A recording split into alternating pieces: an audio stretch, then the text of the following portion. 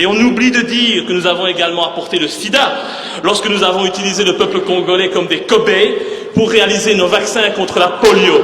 Désinformation et hypocrisie, une fois de plus.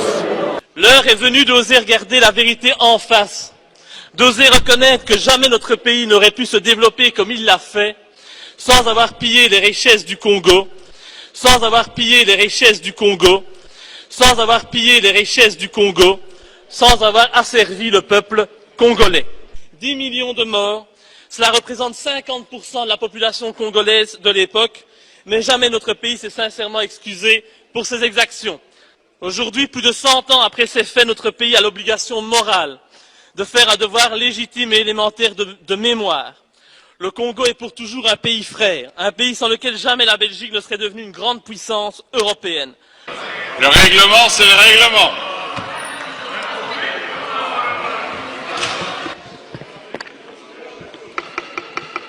Cinq minutes, Monsieur le Président, c'est parti. Chers collègues, un pays ne peut se grandir qu'en ayant le courage de regarder en face son histoire et de reconnaître ses crimes et ses erreurs passées.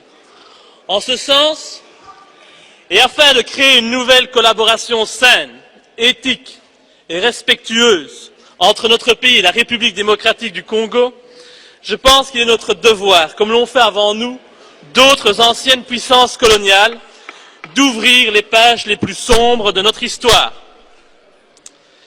L'heure est venue d'oser regarder la vérité en face, d'oser reconnaître que jamais notre pays n'aurait pu se développer comme il l'a fait, sans avoir pillé les richesses du Congo, sans avoir asservi le peuple congolais. De nombreux bâtiments bruxellois, comme le cinquantenaire, le musée de Tervuren, ont été construits avec le sang du peuple congolais. De grands projets, comme le port de Zeebrugge, ont été financés par les richesses du Congo.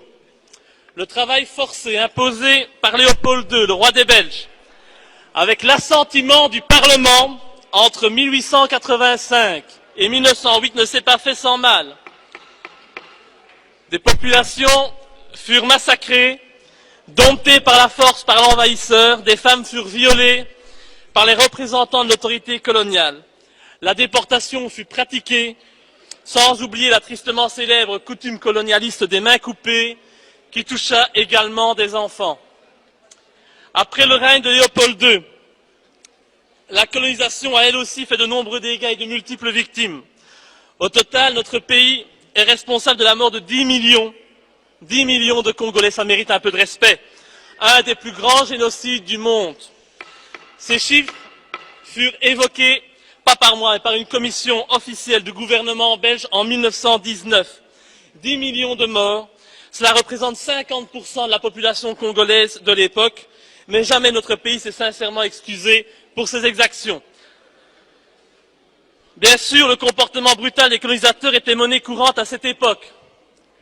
Mais ces éléments ne changent et n'excusent en rien les faits qui ont été commis par des représentants de la Belgique avec l'approbation claire et ferme du souverain de l'époque, le roi Léopold II. L'ambition de notre roi et le statut qu'il voulait offrir à notre pays ne doivent, c'est pas possible, hein,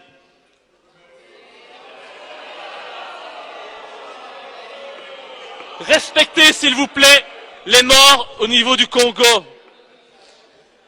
On ne doit pas, nous ne pouvons pas manipuler la mémoire collective de la Belgique, ni salir la mémoire collective des Congolais. Aujourd'hui, plus de 100 ans après ces faits, notre pays a l'obligation morale de faire un devoir légitime et élémentaire de mémoire. Le Congo est pour toujours un pays frère, un pays sans lequel jamais la Belgique ne serait devenue une grande puissance européenne. Nous ne pouvons pas aujourd'hui jouer la politique de l'autruche, ignorer la réalité et transformer l'histoire comme bon nous semble. En tant que démocrates, nous devons nous excuser pour le mal que nous avons causé au Congo. C'est bien la moindre des choses. En hommage aux Congolais qui ont connu le travail harassant, exigé en échange de salaires qui ne leur permettaient ni de manger à leur faim, ni de se vêtir ou de se loger décemment ou encore d'élever leurs enfants comme des êtres chers. Pour ceux qui ont connu les ironies, les insultes, les coups matin, midi et soir, parce qu'ils étaient des nègres, ceux qui n'oublieront jamais qu'un noir, on lui disait simplement « tu », non pas comme à un ami, mais simplement parce que le « vous » honorable était réservé aux seuls blancs.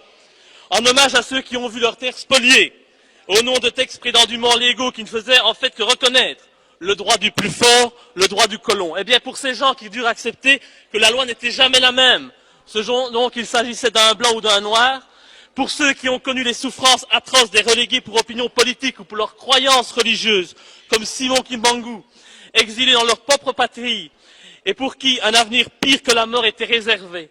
En hommage à l'auteur d'une partie de ce texte, Patrice Lumumba, arrêté et tué parce qu'il avait eu le courage de dire la vérité, parce que au Congo belge, il y avait dans les villes des maisons magnifiques pour les Blancs et des paillotes croulantes pour les Noirs. Pour tout cela, pour toutes les souffrances